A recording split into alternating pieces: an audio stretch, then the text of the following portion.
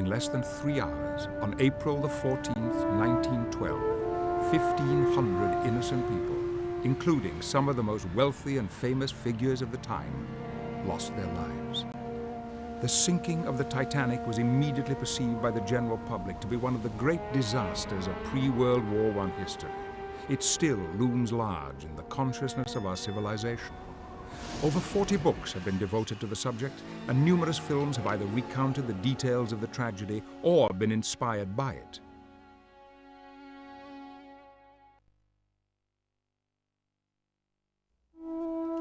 The Titanic disaster challenged the world's growing reliance and faith in machinery as the answer to all of mankind's problems. As a result of the tragedy, the shipping industry and big business in general came under closer government control, both in the United States and in England. In the years that have followed, the word Titanic has slipped into everyday language, coming to mean the largest and the most luxurious, while connotating overreaching ambition, the limits of human technology in the face of nature, and the absolute power of malevolent destiny.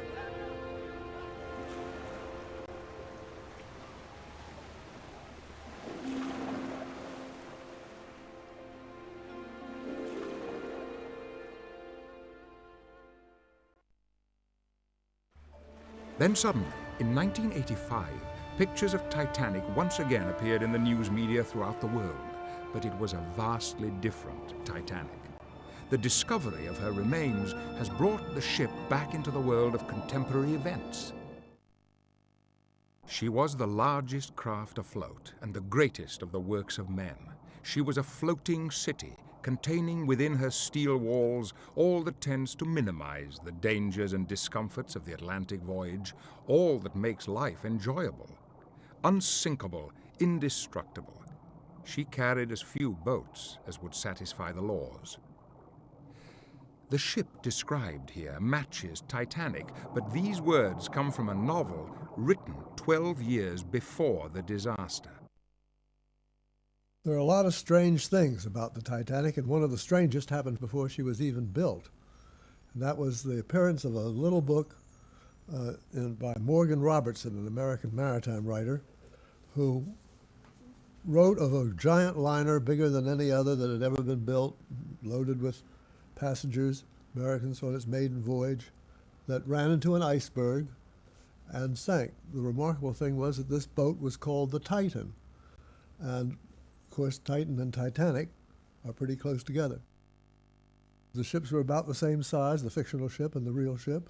They were about the same number of casualties. The iceberg was responsible for both sinkings, and it sort of sets the stage for the Titanic disaster in a kind of eerie, spooky way that I think has never died out. This was an amazing coincidence that happened in 1898 when Morgan Robertson wrote his book. People forgot about it after the disaster. They remembered it at the time, but it was 40 years before I ran across it and was able to use it in doing an introduction to the book I wrote on the Titanic, A Night to Remember. A Night to Remember, originally published in 1955, has remained in print ever since. Almost single-handedly, this book reawakened interest in Titanic, which had largely been forgotten during the course of the First and Second World Wars.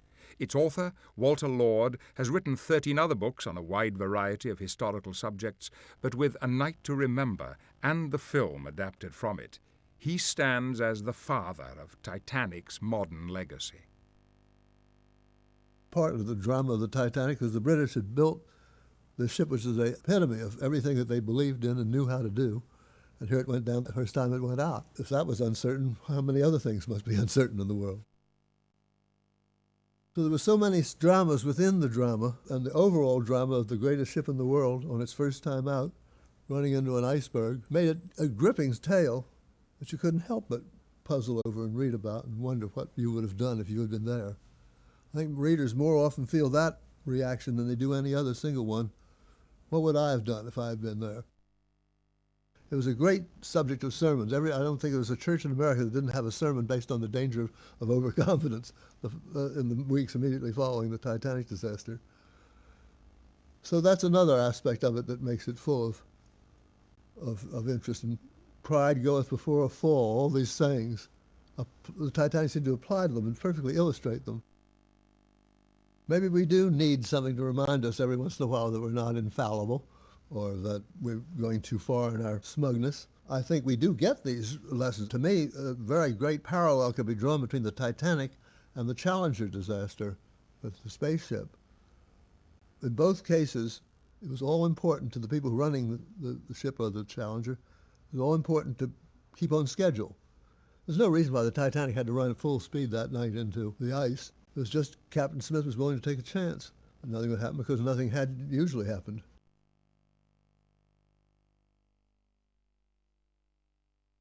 But I think you've got to think of the Titanic as a symbol of change rather than the fact that it made the changes. But it symbolized the old ways giving way to the new. I think that's its chief importance. As a symbol, Titanic has ceased to be a ship or even a single event. It has become a legend, a myth to be used in many ways and told and retold. Titanic will always be with us.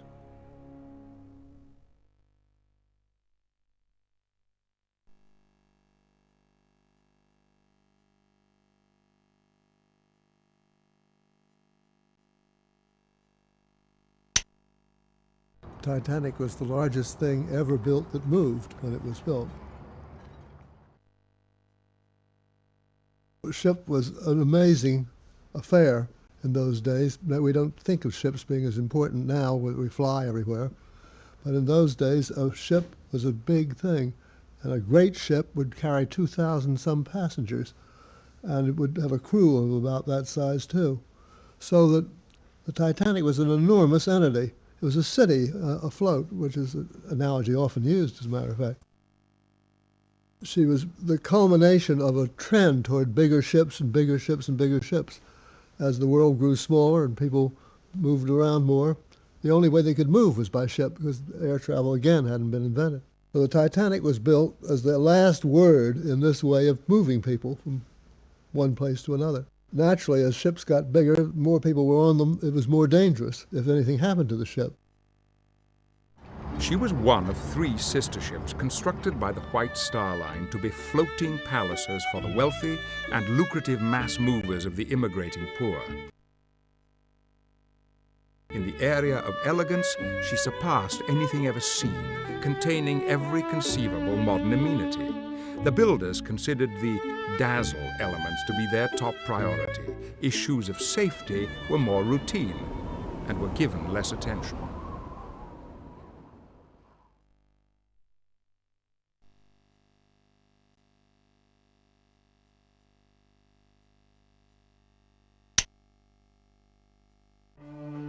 The Titanic was 882 feet long, 92 feet wide, and 175 feet tall, from the bottom of the keel to the top of the funnels. She was 46,000 gross tons, and her steam engines generated 50,000 horsepower. As long as an 85-story building is tall, Titanic was the largest moving object civilization had ever created up to that time. She was built on a cost-plus basis and finished in 1912 at a price of $7.5 million. The modern equivalent would be almost $150 million. Titanic was divided into 11 decks. Passenger accommodations were located on 8 decks, which started with the boat deck. The rest of the decks were named alphabetically from A to F, with F being the lowest passenger deck.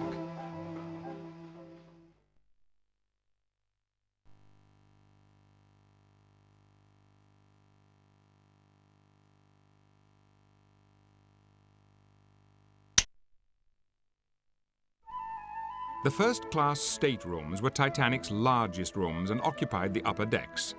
These staterooms and the other first-class areas had been specifically designed to be larger and more ornate than Olympics. The most luxurious were the 4 parlor suites. Each parlor suite was decorated in a different style to suit individual tastes. Titanic's first-class bedrooms had freestanding beds instead of the usual bunks or berths. Titanic was one of the first ships to do this.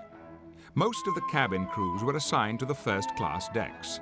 For this reason, first-class passengers were among the first to be sent to the lifeboats and the best assisted during the sinking.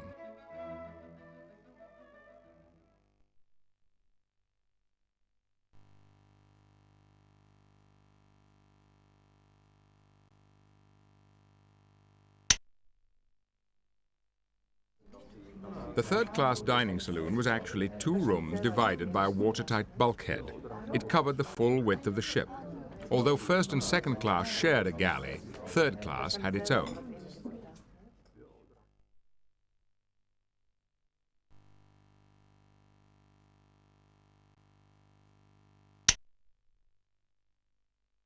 The reciprocating engine room housed 2 of these enormous engines, which were nearly 3 stories high. They drove the 2 outboard propellers, each of which was 23 feet across, either forward or in reverse. Titanic split in half here because the tall engines created an open area that was a natural weak point in the structure of the ship.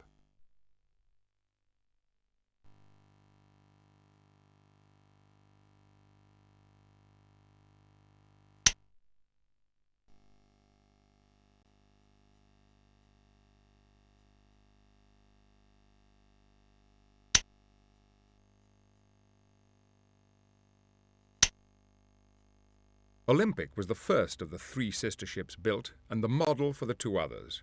For this reason, the term Olympic class was used to refer to the size and quality of all 3 ships.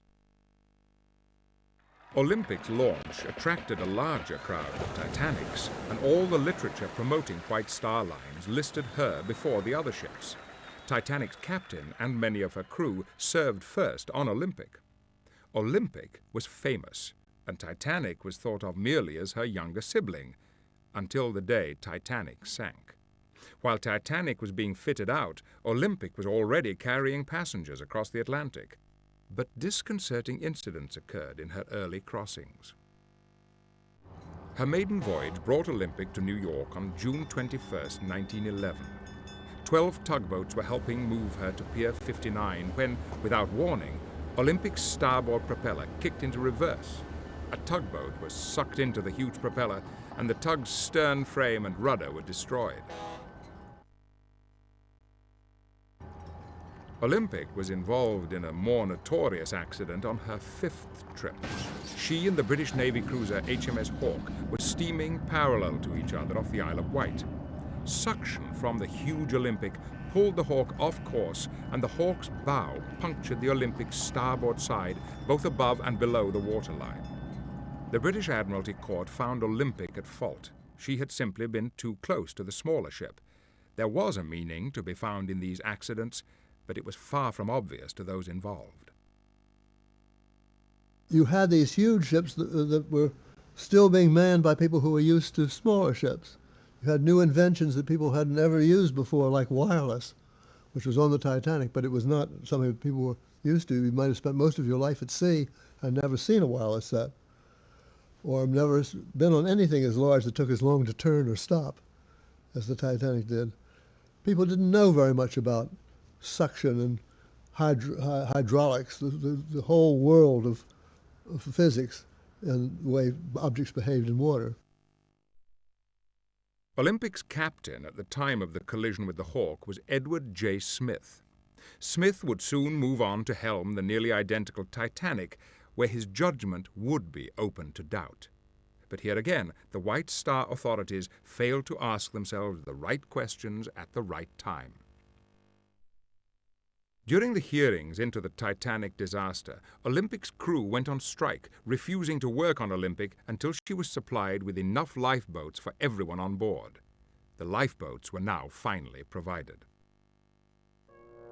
In the winter of 1915, Olympic was rebuilt to correct for the design flaws which had played a role in the Titanic disaster.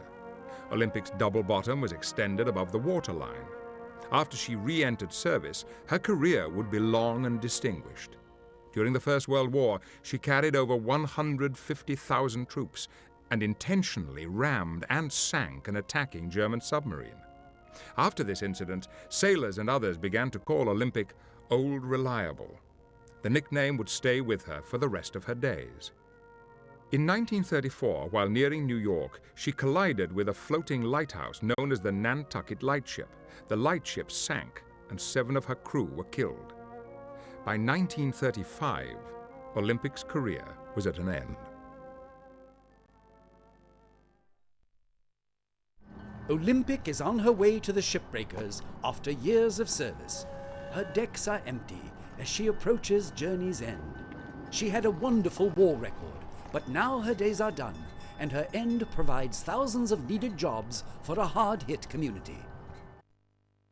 Olympic was the only one of the 3 White Star sister ships to survive past her first year. In her long and illustrious career, we can see what might have been Titanic's future.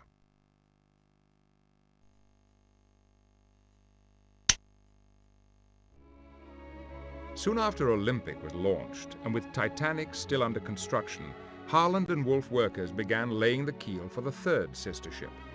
But this 3rd ship was not destined ever to fly the White Star flag as an ocean liner, or even to carry a single paying passenger.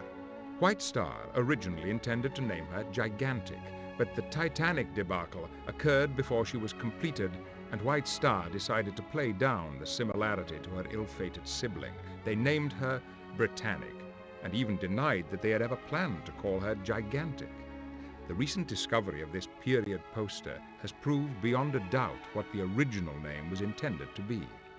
As a result of Titanic's sinking, White Star engineers rethought Britannic's safety features as well as her name. Her structure was reinforced, and the double bottom was extended up above the waterline. Britannic was fitted with unique and almost unsightly oversized cranes for lowering the lifeboats. These cranes, known as davits, were designed to lower multiple lifeboats even if the ship tilted severely while sinking. A comparison of similar features on Titanic and Britannic shows that Britannic was intended to be the most luxurious of the 3 sister ships.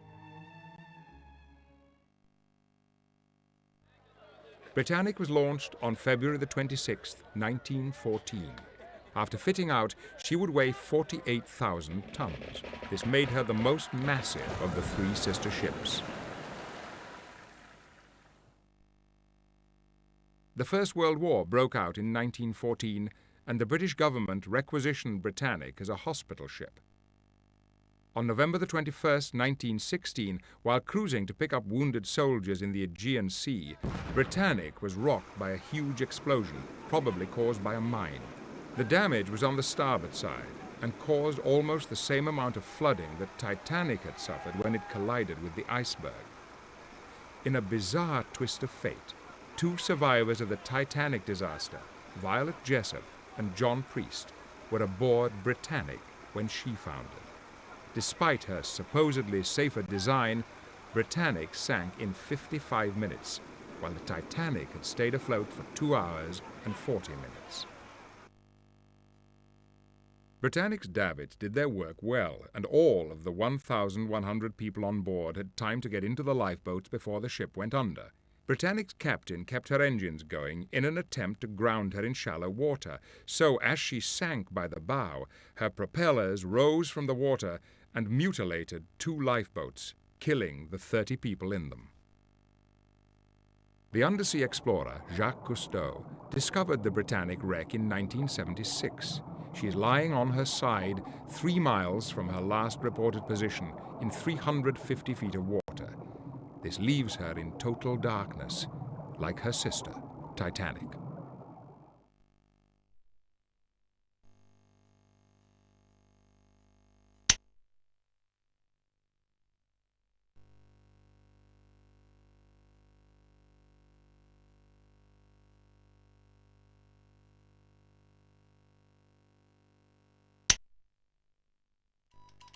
Titanic's wireless operators, Jack Phillips and Harold Bride, spent the day receiving and sending messages for passengers. They also received greetings from a number of passing ships, as well as warnings of ice ahead.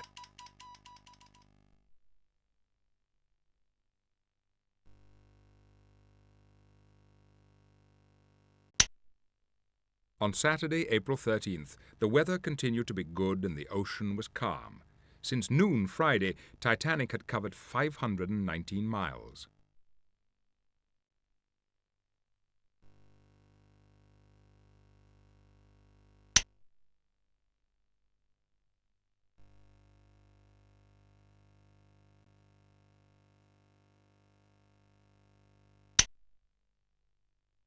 Suddenly, lookout Frederick Fleet in the Crow's Nest saw an iceberg dead ahead, about 500 yards away, rising some 55 feet to 60 feet above the water.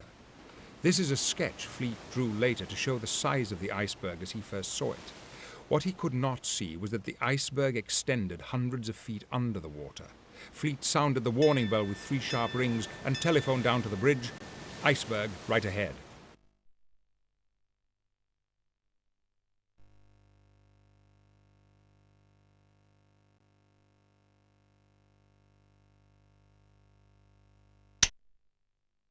No one knew the ship better than Thomas Andrews, her chief designer, so Captain Smith asked Andrews to inspect the damage with him. After the inspection, Andrews knew that Titanic was doomed. Andrews calculated that the ship could stay afloat for 1 to 1.5 hours. This was based on the mathematical certainty that with more than 4 holds flooded, the ship's center of gravity would shift forward. The bow would be pulled down, and water would spill over the top of one flooded compartment and into the adjoining one. When that compartment filled, the water would flood into the following compartment, and so on. This domino effect was due to the fact that Titanic's so-called watertight compartments were not watertight at all, since the bulkheads which divided them were open at the top. Andrews' reasoning was perfectly sound, except for his estimate of the amount of time it would take. Titanic would stay afloat for over 2 hours.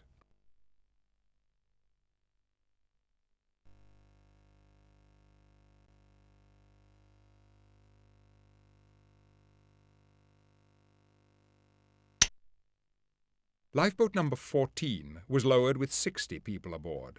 5th Officer Lowe was in charge. As the boat was descending, Lowe saw a group of male passengers preparing to jump in. He fired his pistol into the air 3 or 4 times to warn them away.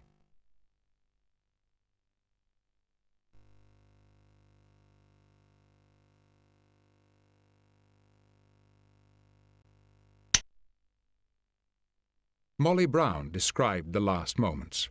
The sea opened up and the surface foamed like giant arms spread around the ship, and then the vessel disappeared from sight and not a sound was heard. At 2:20 a.m., Titanic was gone. Out of the momentary silence, there arose the terrible moans and screams for help of the nearly 1,500 people who were now condemned to freeze to death in the calm water.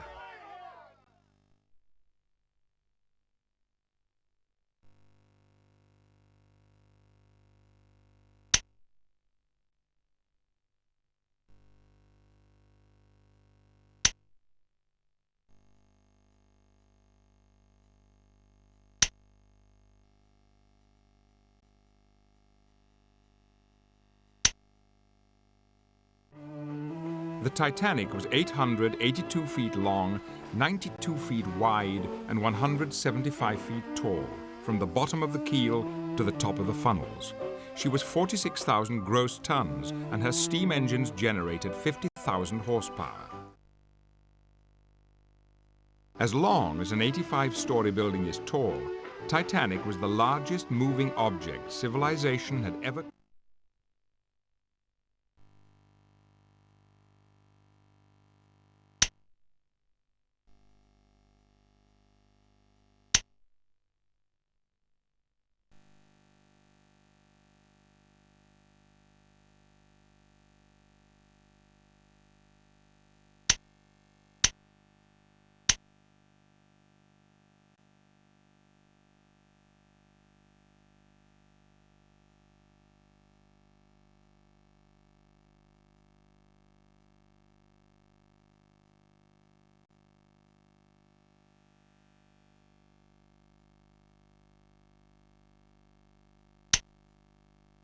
For help, simply move the question mark over an area and click it. Click here to return to the ship menu.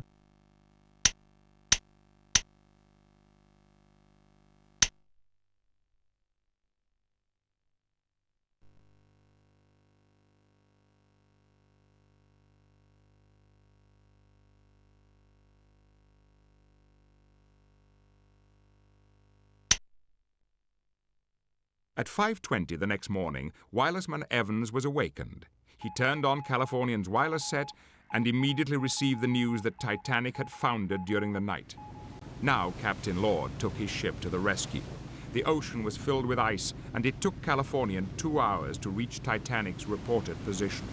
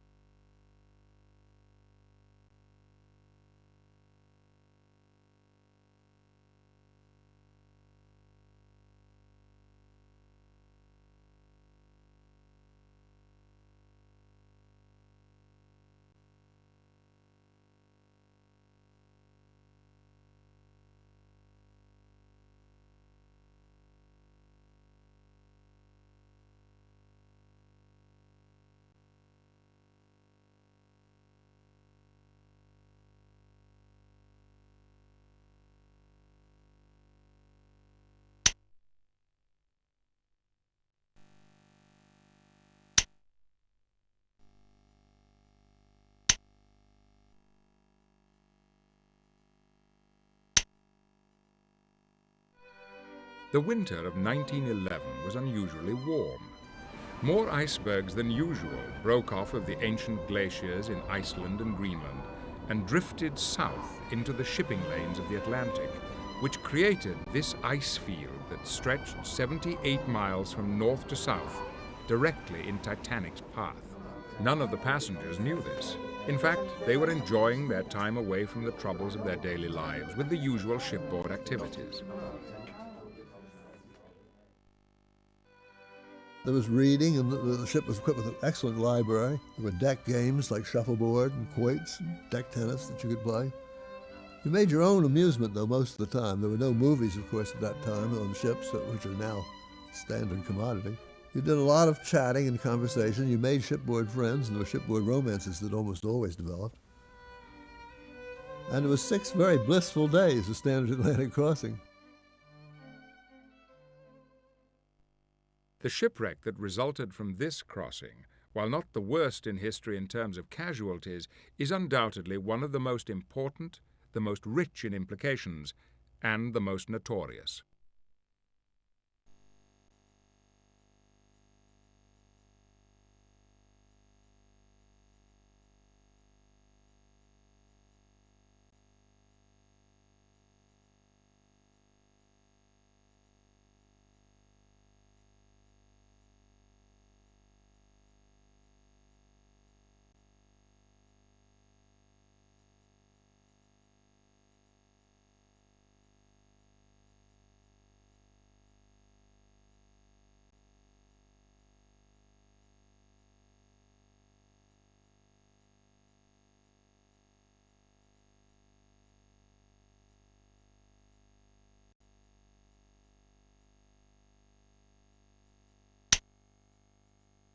Most of Titanic's crew was hired in Southampton, England. Sailors from many ships signed up, but few had ever worked on a vessel comparable to Titanic. Years later, Second Officer Charles Herbert Lightoller would recall that, "It took me 14 days before I could with confidence find my way from one part of that ship to another by the shortest route." Of course, the sailors coming aboard in Southampton didn't have 14 days. On April the 10th, 1912, Titanic was ready to begin her maiden voyage. Her chief builder, Thomas Andrews, came aboard early to oversee all the final preparations. At 7:30 a.m., Captain Edward J. Smith walked up the gangway. The other officers had spent the night on board, and the crew was now complete.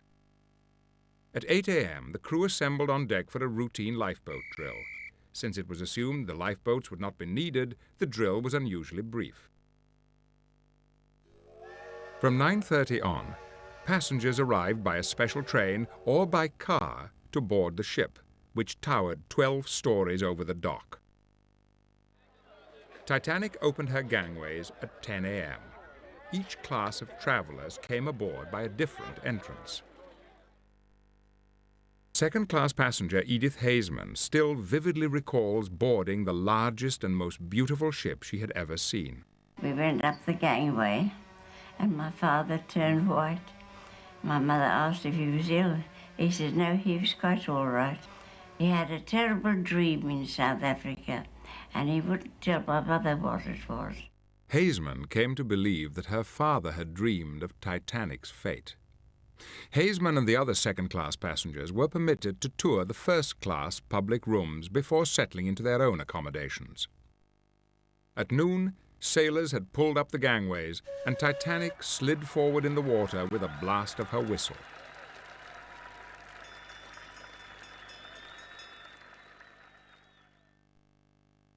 As she passed two smaller liners, Titanic's wake pulled one of them, the New York, away from the Oceanic, which it was tied to. All 6 of New York's thick mooring ropes snapped, and a collision seemed inevitable. On the bridge, Captain Smith must have remembered the Olympic's recent collision with HMS Hawke under similar circumstances. The harbour pilot, George Bowyer, ordered a quick burst of Titanic's port side propeller, and an accident was averted by as little as 4 feet. Like many other passengers, Edith Haseman's family viewed the near miss from Titanic's decks. My father turned round and said, "That's a bad omen." Titanic waited for an hour as tugboats pulled the New York to another mooring. Had the collision with the New York occurred and damaged Titanic, her whole maiden voyage would have been postponed, and 1,500 lives would probably have been spared. At 1 o'clock on the afternoon of April 10th, 1912, Titanic was finally en route to her first stop, Cherbourg, France. American millionairess Molly Brown traveled from Paris to Cherbourg on the train. For those boarding with her in France, the start of Titanic's maiden voyage was glum. The ship was late and the sky overcast and cold. Mrs. Brown had spent part of the winter in Egypt with fellow passengers John Jacob Astor and his wife. Undoubtedly, the Astors were the most high-profile of Titanic's passengers. They boarded here in Cherbourg, accompanied by their dog, Kitty. At 5:30 in the afternoon, Titanic finally reached Cherbourg and dropped anchor. She was too large for Cherbourg's dock, so passengers were ferried out in small ships called tenders. 13 passengers disembarked at Cherbourg. 274 new passengers came on board. By 8 p.m., everyone was aboard, and the tenders returned to shore as Titanic's lights blazed in darkness. The anchor was raised at 8:10. Titanic headed south through the English Channel, then around the bend of southern England and northward toward Ireland. Thursday morning, April the 11th, Captain Smith takes Titanic through some additional practice turns en route to Ireland. This was unusual, and Smith may have been still trying to get a feel for his new ship. At 11:30 in the morning, Titanic dropped anchor about 2 miles from land at Queenstown, which has since been renamed Cove, Ireland. From the shore, tenders ferried 113 third-class voyagers, most of whom were Irish immigrants, 7 second-class passengers, 1,385 bags of mail, and a number of journalists. While the tender was tied up to Titanic, local journalists roamed the decks taking pictures of the wonder ship. John Jacob Astor bought a lace jacket for $800 at an open-air market, which was brought aboard from Queenstown and set up on a promenade deck. With the hour of departure approaching, Captain Smith watched from the bridge as the tenders pulled away. Returning to the Irish shore from Titanic were 7 lucky passengers who were traveling only as far as Ireland. The Odell family were among those 7. They snapped pictures as they pulled away from Titanic. They are the last surviving photographs of the ship before she went down. At 1:30 in the afternoon, the starboard anchor was raised for the last time, and Titanic set out into the great Atlantic Ocean. On board were an estimated 2,223 passengers and crew. Titanic was not booked to capacity. She could have carried more than 1,000 additional passengers. Between her departure from Queenstown and noon the next day, Titanic covered 484 miles. The weather was calm and clear. As is the practice with new ships, her speed was increased gradually day by day. Passengers spent this first full day on the open Atlantic strolling the decks. Later, many remembered how smooth and vibration-free Titanic felt compared with other ships. At 6:55 p.m., just before dinner, Thomas Andrews sat in the first-class dining room. He looked tired. He had spent his day inspecting every part of the ship from the boiler rooms up, and he had stayed up late the night before going over plans and making notes. His attention to detail was so specific that he even noted that there were too many screws in the first-class coat racks. On Saturday, April 13th, the weather continued to be good and the ocean was calm.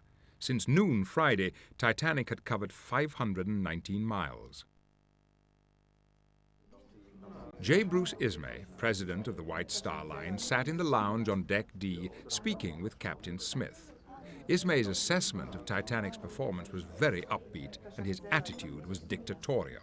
Captain Smith simply listened and nodded as Ismay told him, pounding his fist on the arm of his settee, that in view of the speed they were making, he wanted to get to New York by Tuesday rather than Wednesday as scheduled. Titanic's wireless operators, Jack Phillips and Harold Bride, spent the day receiving and sending messages for passengers. They also received greetings from a number of passing ships, as well as warnings of ice ahead. At 10:30 that Saturday night, the passing ship Rappahannock wired that she had sustained damage while crossing a thick ice field. Not long after this message was received, Titanic's powerful wireless set broke down.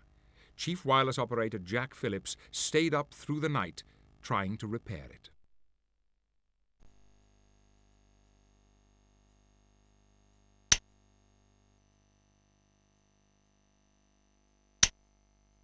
Sunday, April the 14th.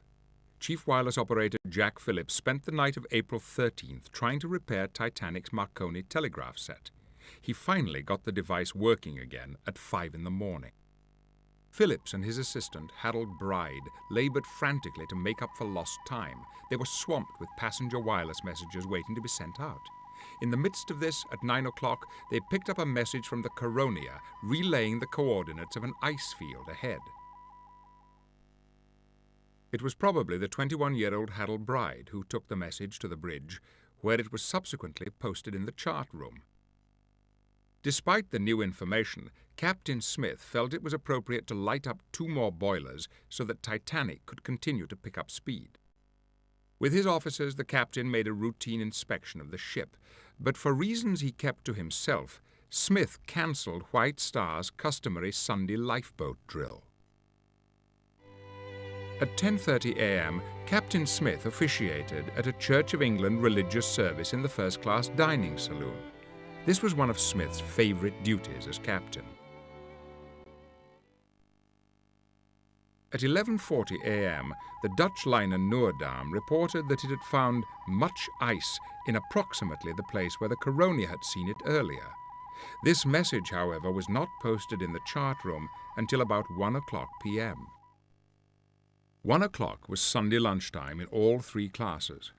Most of the passengers felt that the voyage and the service were excellent.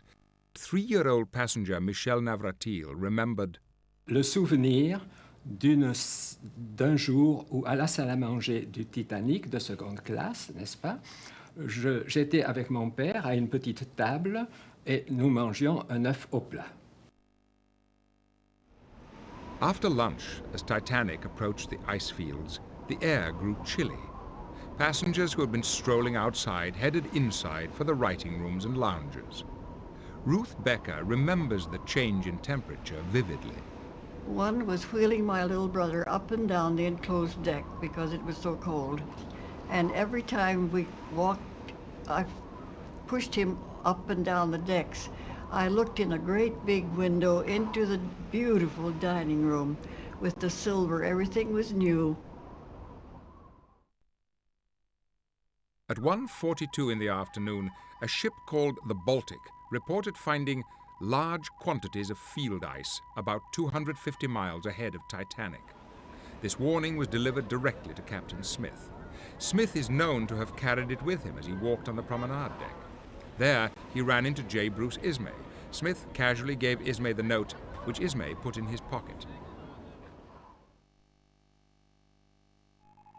In the wireless room, yet another warning about a large iceberg came from the German liner America just a few minutes after the message from the Baltic. This communication was not sent to the bridge, either because it was not deemed to contain new information or because the wireless operators were so busy with the passengers' telegrams. One of these passenger telegrams was sent by Isidor Strauss, the founder of Macy's department store, and his wife Ida, to their son and daughter-in-law on the America. It was the last time their son would ever hear from his parents. Jack Thayer's mother later remembered sitting on a deck chair with a friend at about 5 p.m., enjoying what would be Titanic's final sunset. Wearing a dark blue suit, J. Bruce Ismay approached them and struck up a conversation. Ismay knew the Thayers socially because John Thayer Sr. was a member of the company that owned the White Star Line. We are in among the icebergs. Ismay told the two women as he showed them the message from the Baltic.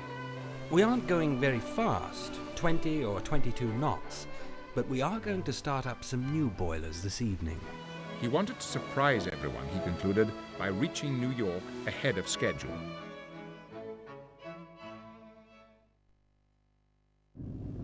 During the winter and early spring months, shipping lanes were set farther south than during the rest of the year. This was done to avoid the chunks of ice that congested the northern seas. At 5:45 p.m. that Sunday, however, Captain Smith altered course to pursue an even more southerly route. He spoke to no one about the reason for this decision.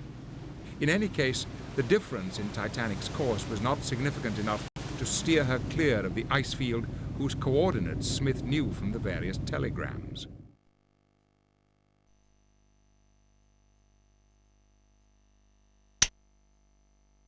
At 6:00 p.m., Second Officer Charles Herbert Lightoller began his 4-hour watch on the bridge.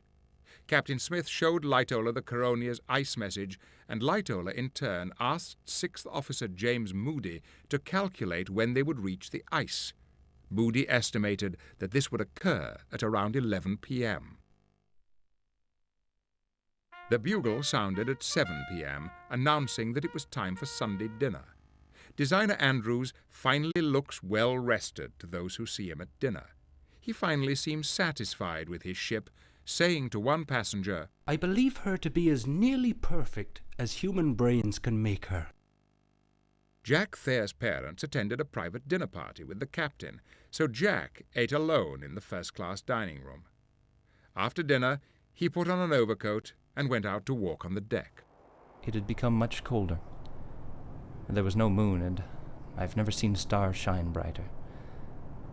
They appeared to stand right out in the sky like cut diamonds. I have never seen the sea smoother than it was that night. It was like a mill pond, and just as innocent looking. It was the kind of night that made one glad to be alive.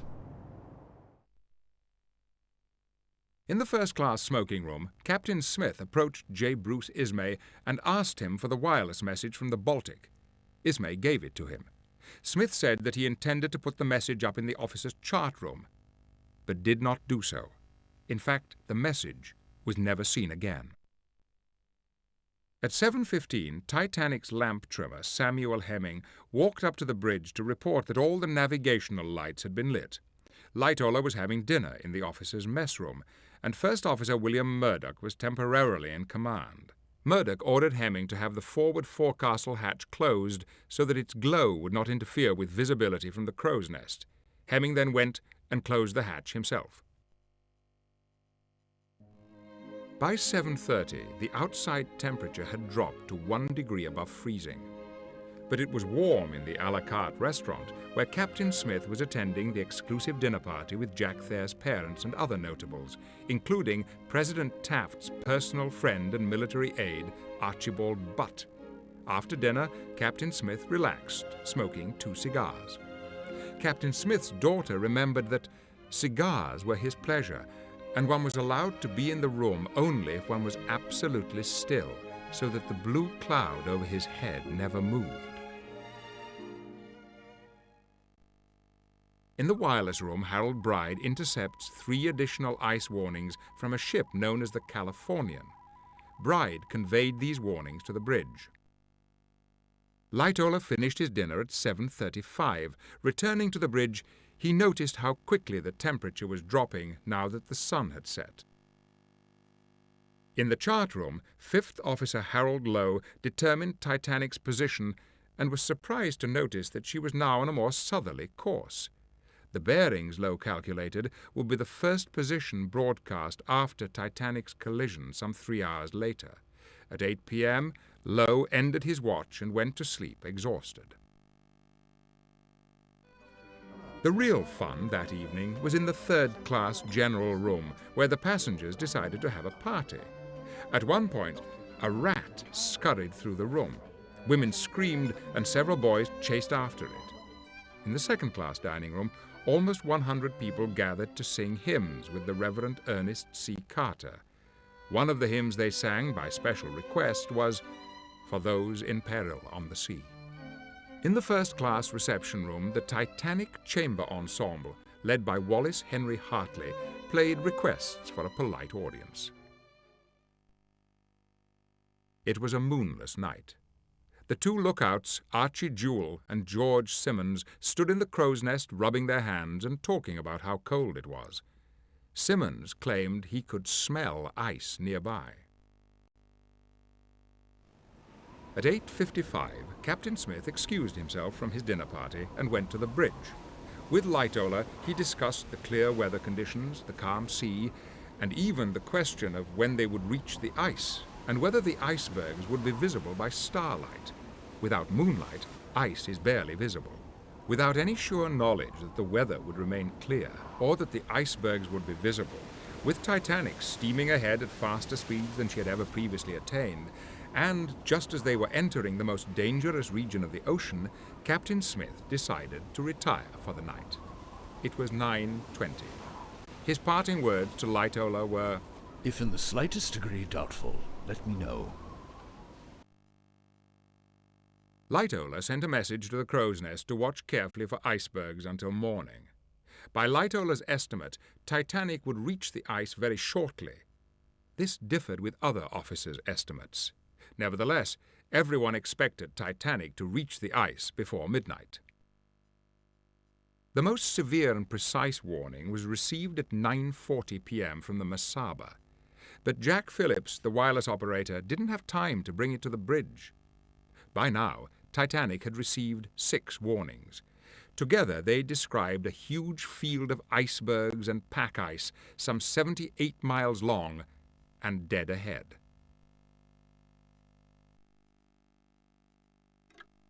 As Titanic's clock struck 10, the concerts and activities in all 3 classes were ending. Lights were turned out in the 3rd-class general room as passengers retire for the evening. First Officer Murdoch relieved Lightoller on the bridge, and the 10 o'clock lookout shift came on duty. The outgoing shift warned them to watch for icebergs. Most of the passengers who were still awake were in the 1st-class smoking room playing cards. For the first time, they felt the ship vibrating, and they discussed the fact that she was moving faster than ever before.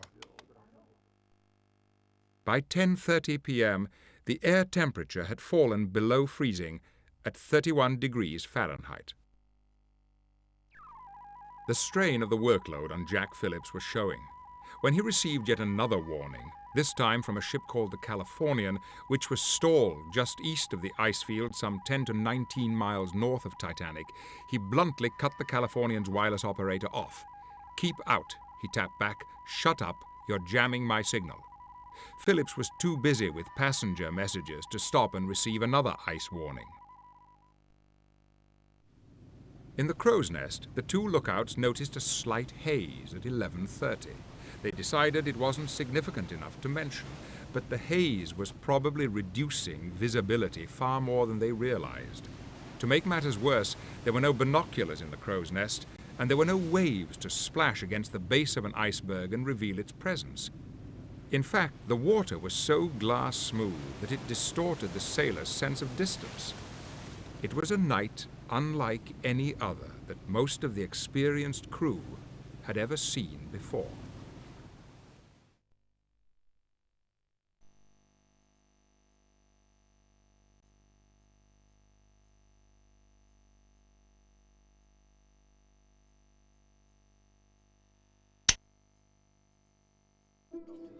Normally, the first-class lounge closed at 11 o'clock, but a few of the card players were still at their game at 11:30, and the lounge steward politely asked them to finish so he could close the room for the evening. Elsewhere on board, all was calm. Most of the passengers were preparing for bed or already asleep. The bridge was dark, and the officers there were not talking, but scrutinizing the sea for traces of ice, which they knew was out there.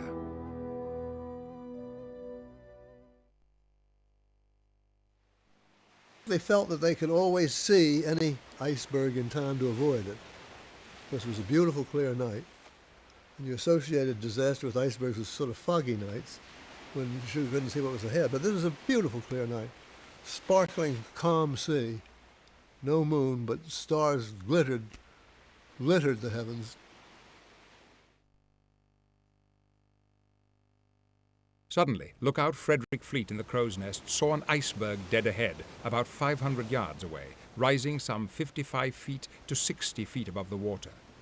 This is a sketch Fleet drew later to show the size of the iceberg as he first saw it. What he could not see was that the iceberg extended hundreds of feet under the water. Fleet sounded the warning bell with 3 sharp rings and telephoned down to the bridge. Iceberg right ahead. On the bridge, 6th Officer James Moody acknowledged with a simple thank you.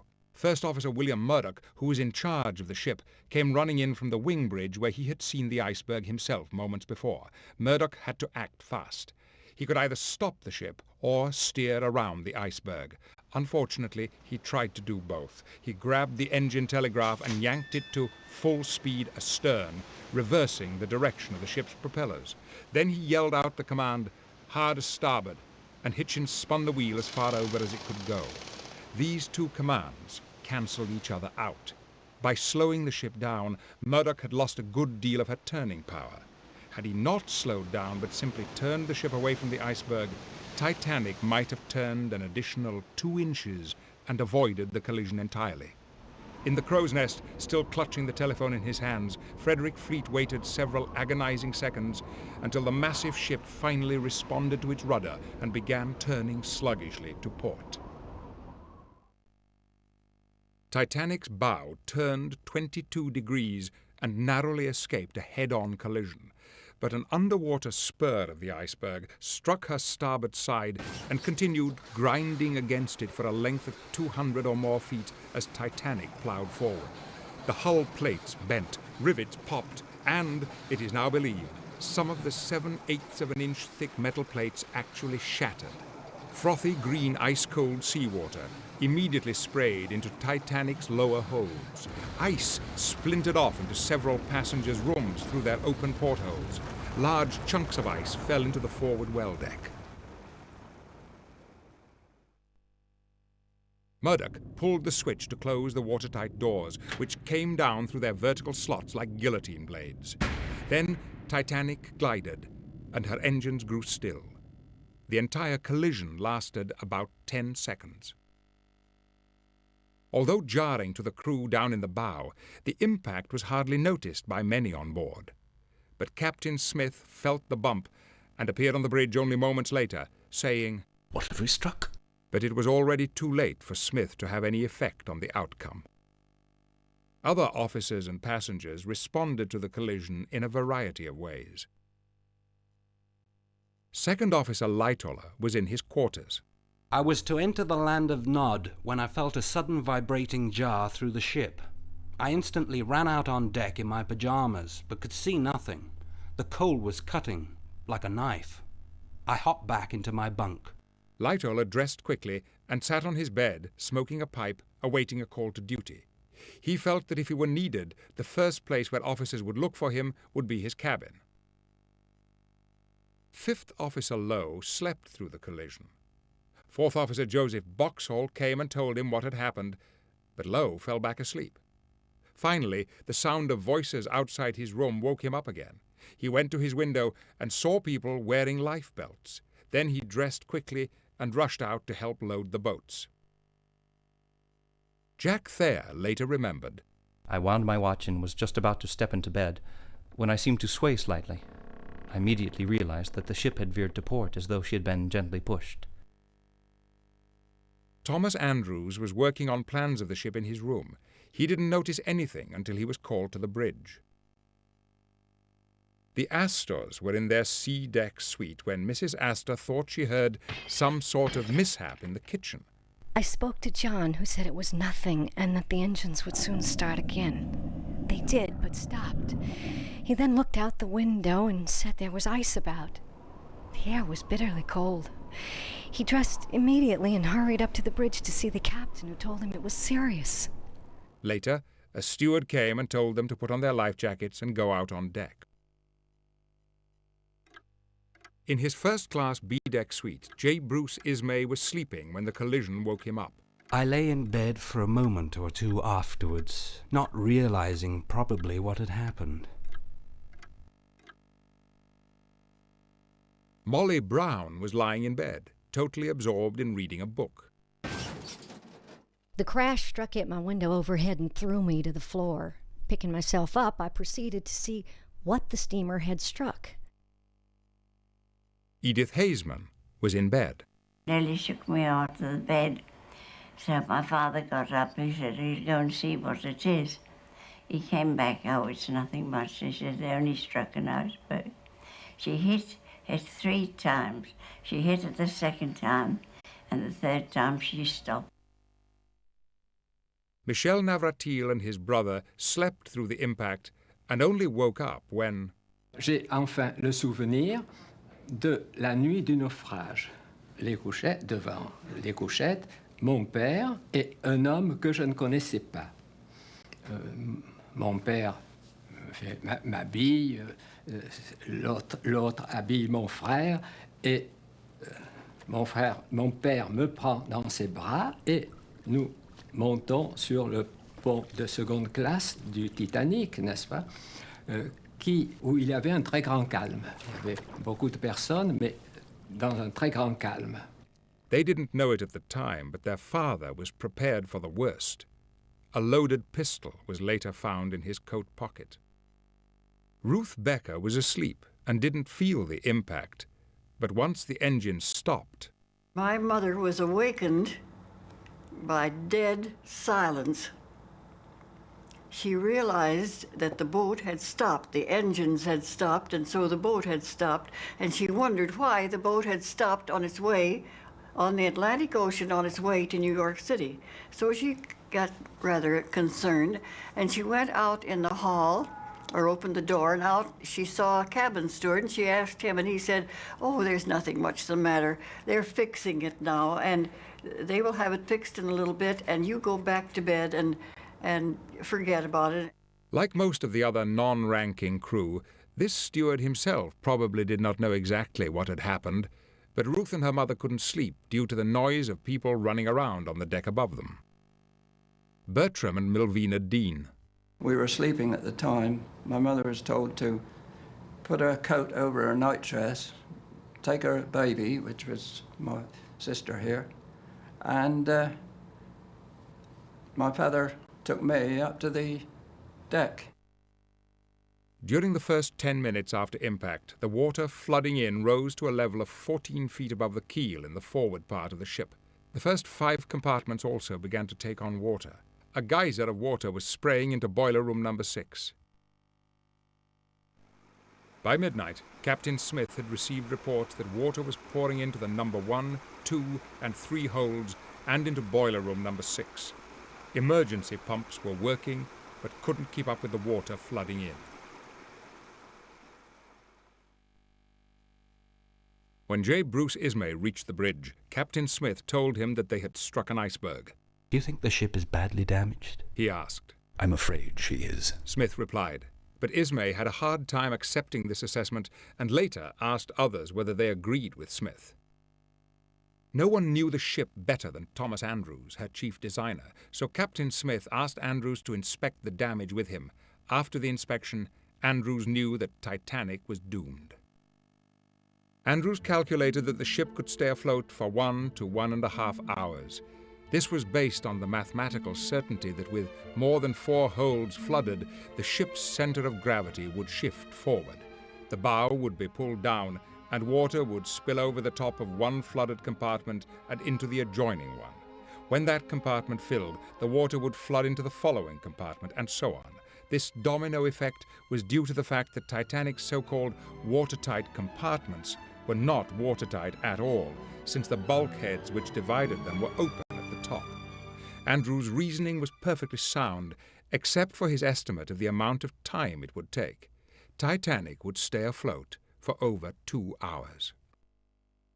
The midnight crew came on duty as Titanic's bow was beginning to sink and her deck was tilting forward.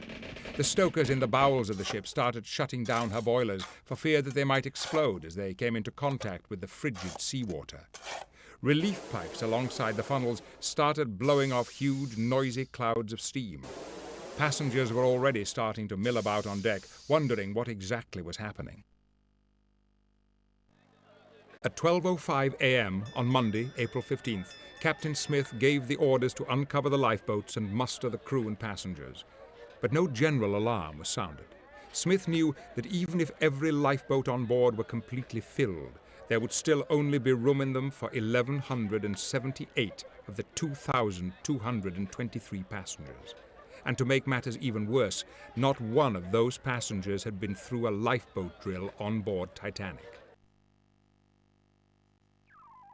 Captain Smith went to the wireless room and instructed Phillips and Bride to send out the regulation distress call indicating their position. The standard distress call was CQD, Attention Distress. During the next couple of hours, numerous ships would hear Titanic's distress signals. Among them was her sister ship Olympic, some 500 miles away. Several ships changed course to help Titanic, but none was close enough to reach her before she sank. Meanwhile, crew members were uncovering the lifeboats and passengers were emerging from their cabins wearing life jackets. The ship was perfectly still in the water, and it was difficult for the passengers to believe that anything was wrong. The noise of steam venting above their heads made conversation nearly impossible. It was also cold on deck, so some passengers went into the gymnasium to keep warm.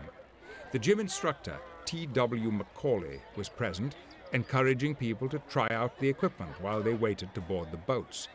Macaulay was destined to be one of the many crew members to go down with the ship while still at his post. Mr. and Mrs. Astor were among those who gathered in the gym. Mrs. Astor was dressed as if for an Easter party, but both were wearing life jackets. In fact, they had somehow acquired a third life jacket, not considering for a moment that it might be needed later to save a life. John Astor cut this extra life jacket open to show his wife what it was made of. One of the most poetic and unexpected gestures during the Titanic disaster began at 12:15 a.m. To help ease the passengers' tension, a group of the ship's musicians began to play lively ragtime tunes in the first-class lounge on the A deck. Later, they moved up to the boat deck near the port entrance to the grand staircase.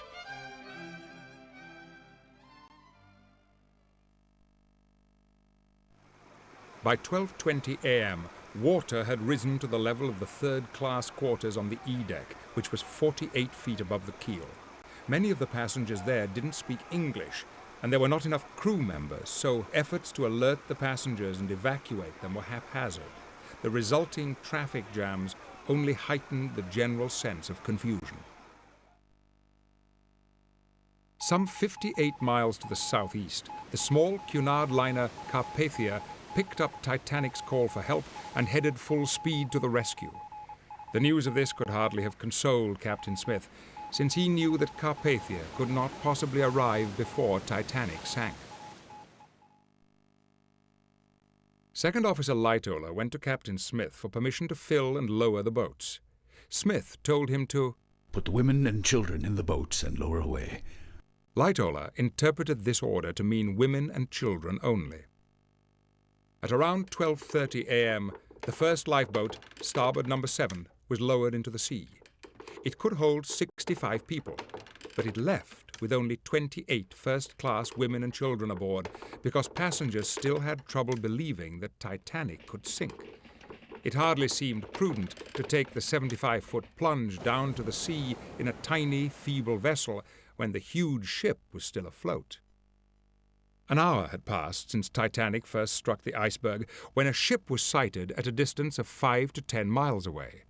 Captain Smith ordered Quartermaster George Rowe to fire the first distress rocket. It shot high into the air and exploded with a loud boom. 7 additional rockets would be fired in the course of Titanic's sinking, but the neighboring vessel would pay no heed. Standing on the boat deck next to her father, Edith Haseman saw the mystery ship. This other ship coming there, all lit up, was coming towards us. I saw it. I was 15 then. I saw this ship and I thought that ship was coming to our rescue.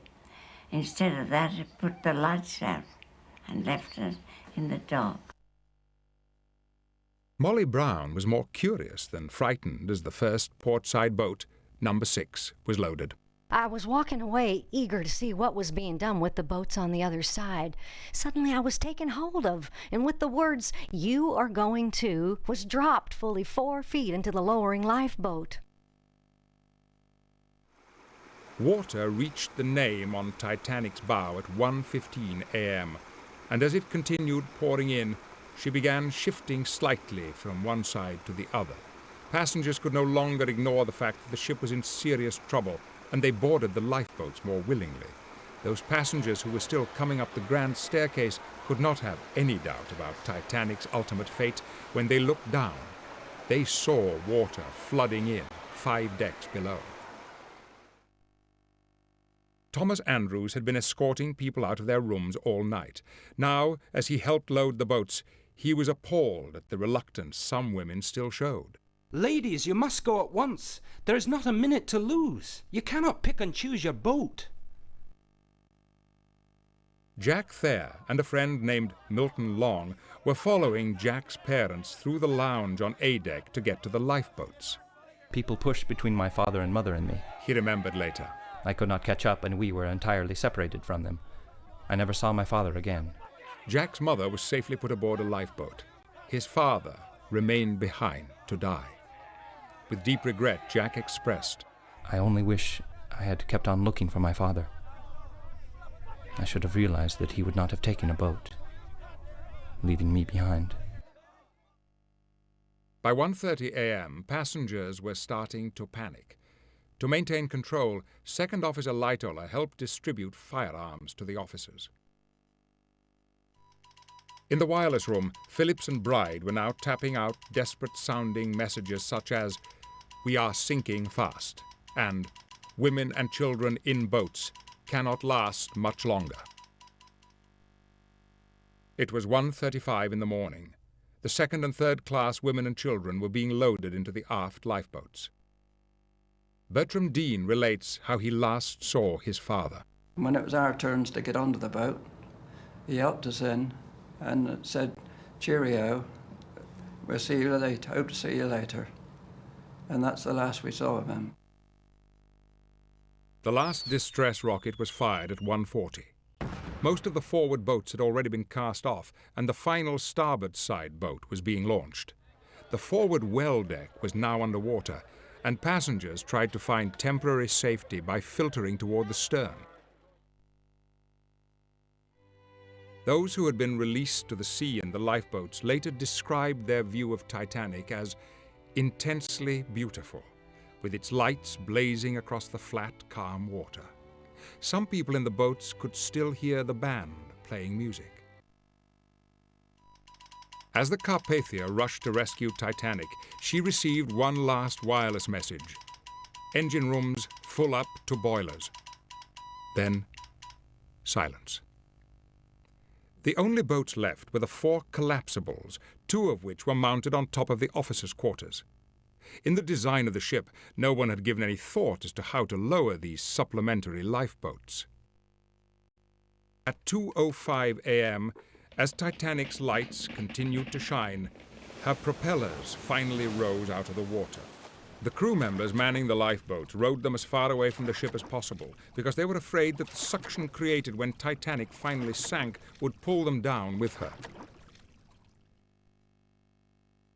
Senior Officer Henry Wilde ordered Second Officer Lightoller to get into Collapsible D, one of the last remaining accessible boats.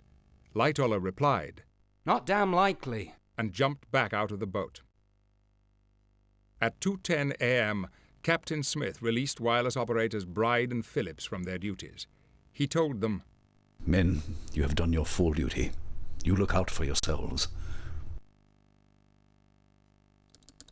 Phillips remained at the key, even though by now there wasn't enough power to send signals very far. Bride left the room for a moment and returned to find a stoker trying to steal Phillips' lifebelt.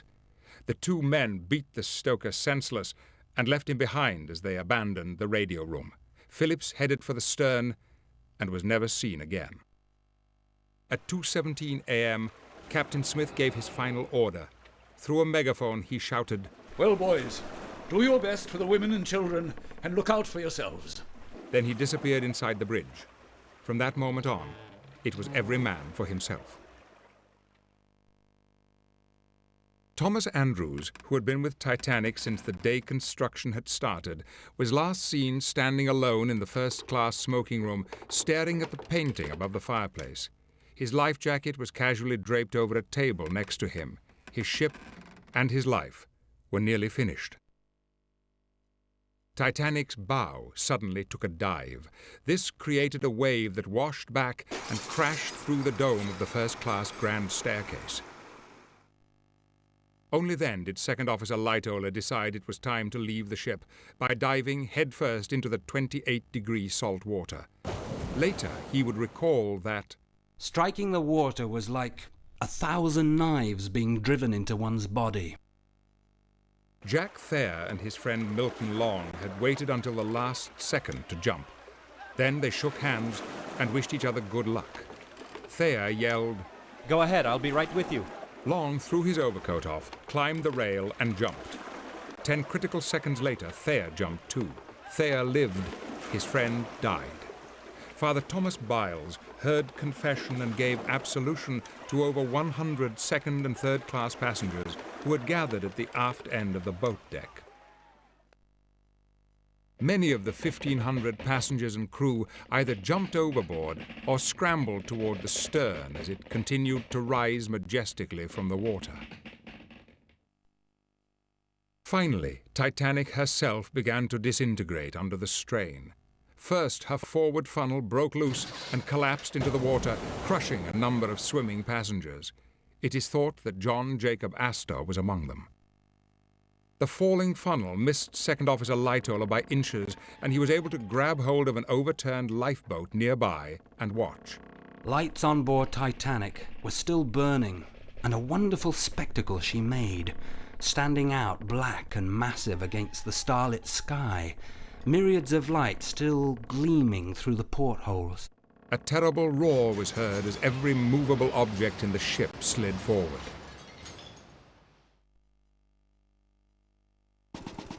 At 2:18 a.m., the lights went out. Chief Engineer Joseph Bell and his staff of 35, who had stayed at their posts to pump the water out and keep the power on, would now all die. Then Titanic violently broke in half and her bow sank.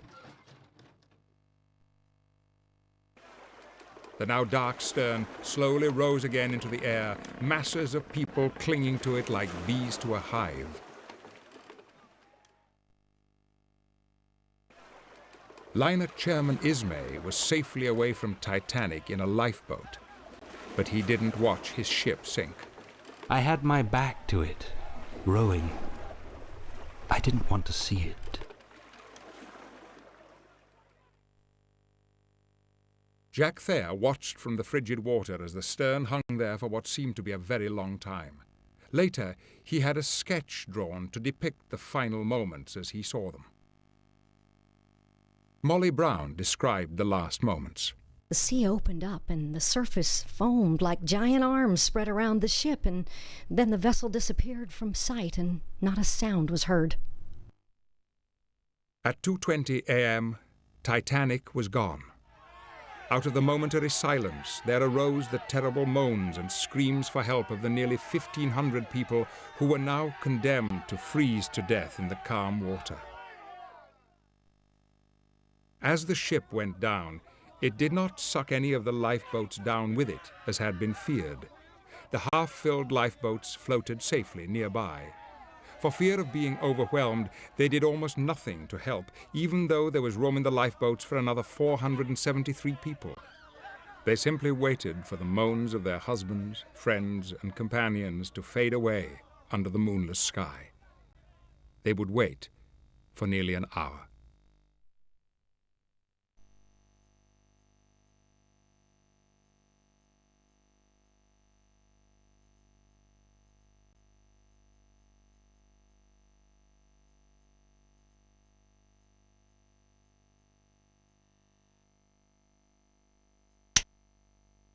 For help, click here to go to the timeline.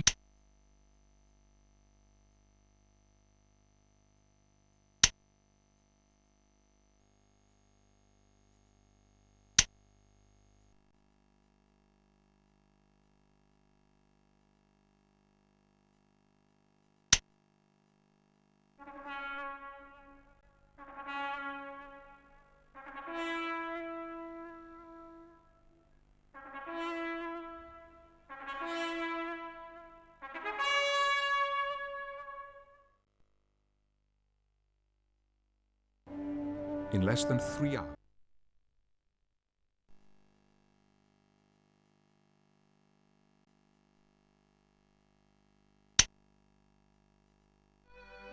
The winter of 19...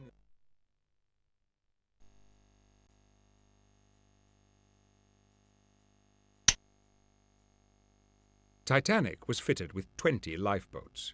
When fully loaded, they could hold approximately 53% of the passengers on board. The reason for this state of affairs was that the relevant shipping laws were written in 1894, before anyone dreamed of building vessels as large as Titanic. The irony is that Titanic actually carried 4 more boats than she was legally required to. The first-class passengers were right where 8 lifeboats were located. So when they went up on top deck, they tended to come out of the interior of the ship right where the boats were.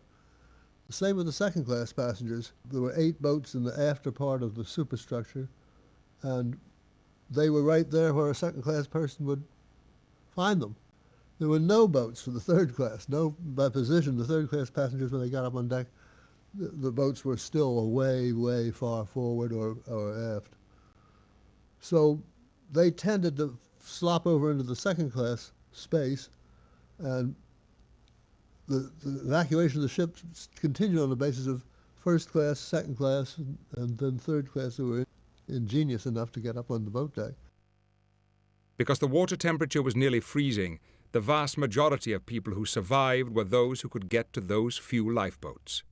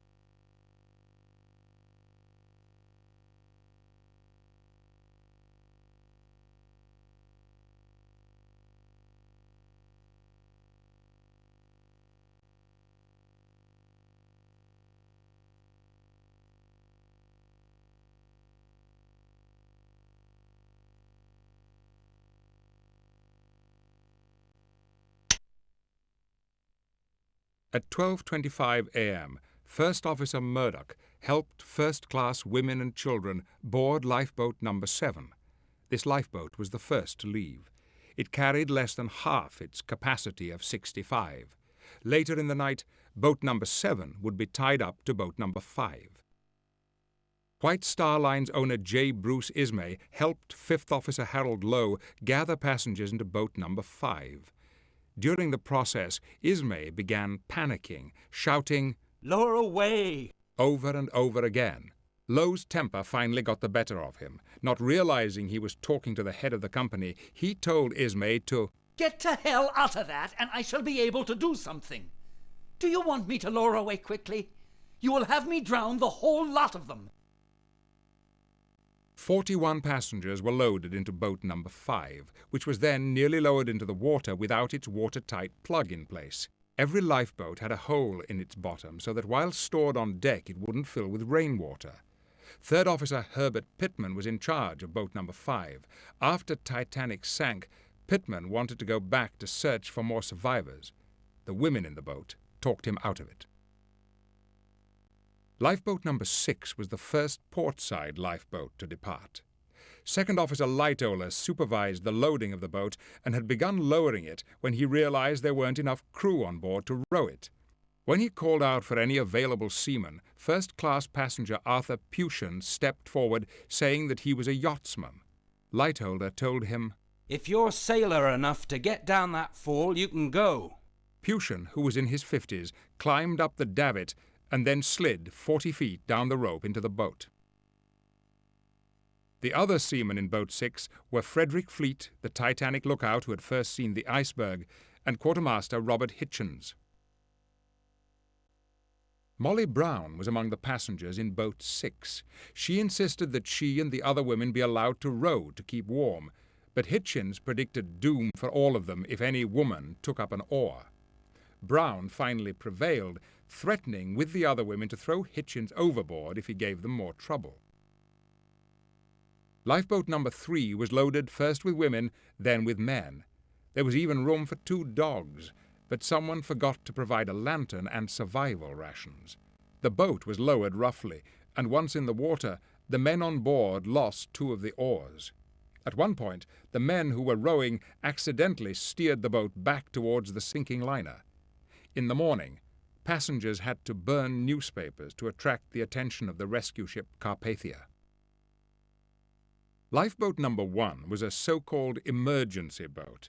It was smaller than the regular lifeboats and was kept in a swung-out position ready to be lowered at any time. Although it could hold 40 people, it was lowered with only 12 on board, 7 of whom were crewmen. All had plenty of room to stretch. After Titanic sank, crewman George Hendrickson wanted to row back and pick survivors out of the water. First-class passengers Sir Cosmo and Lady Duff Gordon were among those who convinced him not to. The Duff Gordons would later have to testify about these comments before the British Board of Trade. Lifeboat number 8 was loaded by Second Officer Lightoller with women passengers only. One of Titanic's most famous and moving moments came when Mrs. Isidore Strauss refused to get into Lifeboat 8 and leave her husband, Isidore, behind. She was heard to say, "We have lived our lives together, and, if necessary, we will die together." But she and her husband did put their maid in the boat, and Mrs. Strauss draped a coat over her shoulders. Mrs. Strauss was not the only woman who refused to abandon her husband, but since Isidore Strauss was the wealthy founder of the Macy's department store chain, history has preserved her words of self-sacrifice. Among those who did board Lifeboat 8 was the proud and beautiful Countess of Rothes, who ended up taking a turn at the tiller. In fact, almost every woman on board rowed. Lifeboat number 9 was loaded with 56 people. When it was lowered to the sea, the seamen on board had trouble cutting the ropes which connected it to the davit. Lifeboat 9 did not return to pick up survivors because its occupants felt that it was already full. In fact, there was still room for 14 more people. In the morning, several passengers on Lifeboat 9 saw 30 to 50 icebergs floating nearby, as well as a huge ice field stretching into the distance. Lifeboat number 10 was suspended 2.5 feet out from Titanic's side, making it difficult to board. Some small children were literally thrown into the boat. One unidentified female passenger jumped, fell short, and dangled between the lifeboat and the ship until a man grabbed her by the shoulders and pulled her back onto one of Titanic's lower decks. She then jumped again and made it safely into the boat. In all, Lifeboat 10 held 55 people. Lifeboat number 11 was loaded with 70 passengers, 5 more than its capacity. Most of them were women and children. Toward the end of loading, children only were admitted into the boat. As it was being lowered, it was nearly doused with water being pumped out of the engine rooms. Lifeboat number 12 left with 40 women and children aboard. During the night, people were transferred into it from other boats. Boat 12 was the last boat to be rescued. By that time, it was overloaded with 75 passengers, more than was saved by any other Titanic lifeboat. Lifeboat number 14 was lowered with 60 people aboard. 5th Officer Lowe was in charge. As the boat was descending, Lowe saw a group of male passengers preparing to jump in. He fired his pistol into the air 3 or 4 times to warn them away. Edith Haseman's father helped her and her mother into lifeboat number 14. As the boat was being lowered, Edith caught a last glimpse of her father talking to a minister.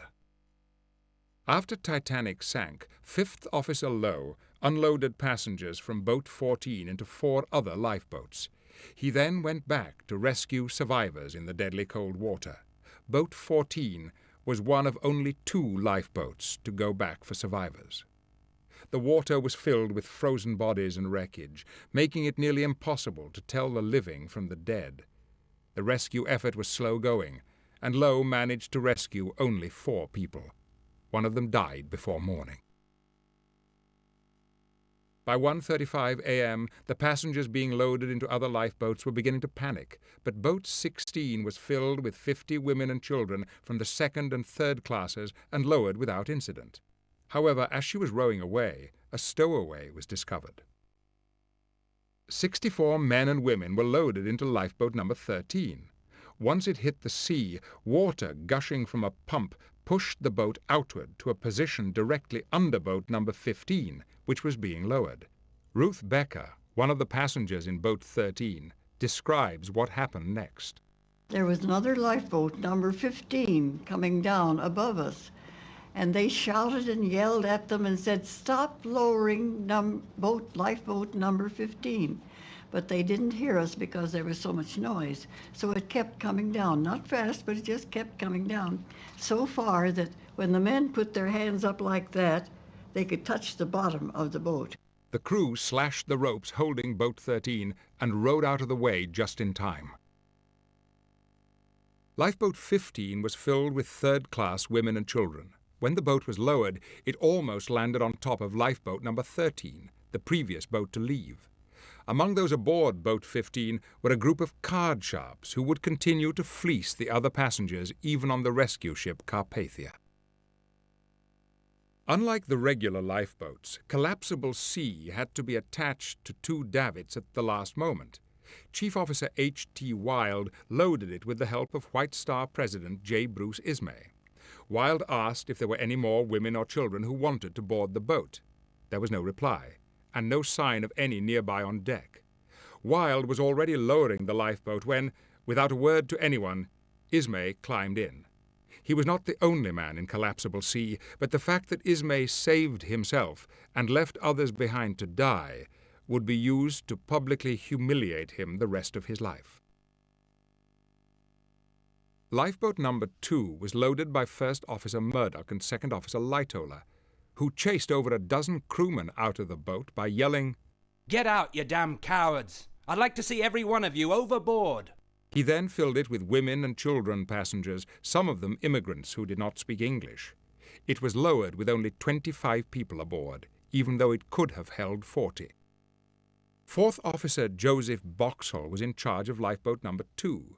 He kept the lifeboat near Titanic at first, but felt it was too dangerous to return to pick up survivors after the ship sank. a box of signal rockets was discovered on board. Someone had put the box into the lifeboat thinking it was a box of biscuits. The rockets were fired off throughout the night, and lifeboat number 2 became the first boat to be sighted and rescued. Lifeboat number 4 was lowered to the promenade deck, but the windows surrounding this deck were locked shut, and the first-class passengers there were unable to board. They waited patiently for over an hour until Second Officer Lightoller finally arrived to load the boat. John Jacob Astor helped his pregnant wife Madeline on board and asked if he could climb in himself, when Lightoller warned him that the boat was for women and children only. Astor stepped out of the boat and asked what the boat's number was. Then Astor tossed his gloves to his wife and said goodbye to her for the last time. I got in the boat thinking that John would follow, for there were a number of vacant places, and the deck around us was empty. I was terribly frightened when I found myself alone and the boat was being lowered. I remember his calling to me, asking if I was all right and if I was comfortable. We had gone but a little way when the Titanic sank. I thought I heard John calling, and I stood up and cried that we were coming, but the people in the boat made me stop. Just after Titanic sank, Lifeboat 4 returned and pulled 7 crewmen from the water. 2 of them subsequently died from exposure. Collapsible D was the last boat mounted to a davit before being lowered. As the boat was being filled, a group of passengers tried to force their way in. Second Officer Lightoller had to threaten them with his pistol to keep them back. Crewmen joined arms to restrain the crowd, letting only women and children through. Among these were Michel Navratil and his younger brother. Michel remembers that Mon père me met dans un canot, l'autre personne met mon frère dans ce même canot, et mon père me dit, tu diras à ta maman mon attachement pour elle.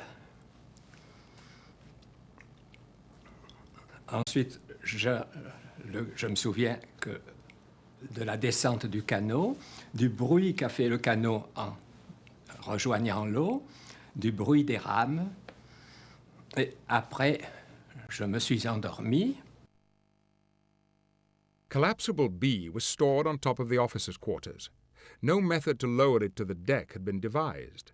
Second Officer Lightoller improvised a method using oars, but the oars broke and the boat fell to the deck. Collapsible B was washed from the deck when Titanic sank. 28 men clung to its capsized hull until rescue. Among these survivors was Second Officer Lightoller and radio man Harold Bride, whose feet dangled in the water and were badly frozen. Some claimed to have seen Captain Smith swim up to Collapsible B. One story even had Smith handing over a baby which he had saved, but there is no evidence to support this claim. In the morning, Lightoller blew this officer's whistle to attract the attention of other nearby lifeboats to come to Collapsible B's rescue. Collapsible A was stored on top of the officers' quarters but had been successfully lowered and hooked up to the davits when time ran out. The people in it were washed away as Titanic's bow took a dive.